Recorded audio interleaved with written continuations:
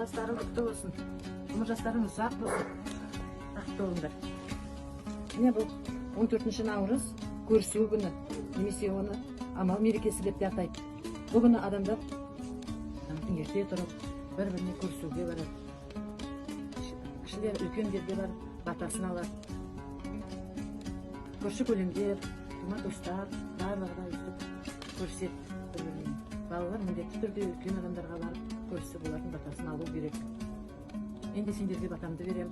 Ғұмыр жастарың ұзақ болсын, дендерің сау болсын, сабақтарыңды беске оқыңдар.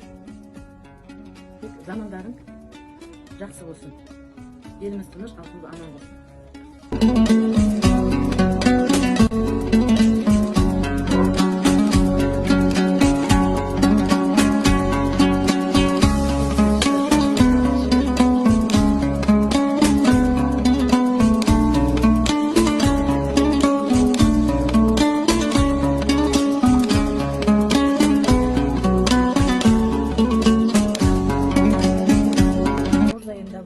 Мейрамдар өте көп. 1 наурыз ол алғыс айту күні. Одан кейін жаңа 8 наурыз халықаралық әйелдер күні.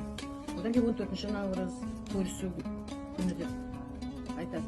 Одан кейін 22 қазақтың жаңа жыл келді.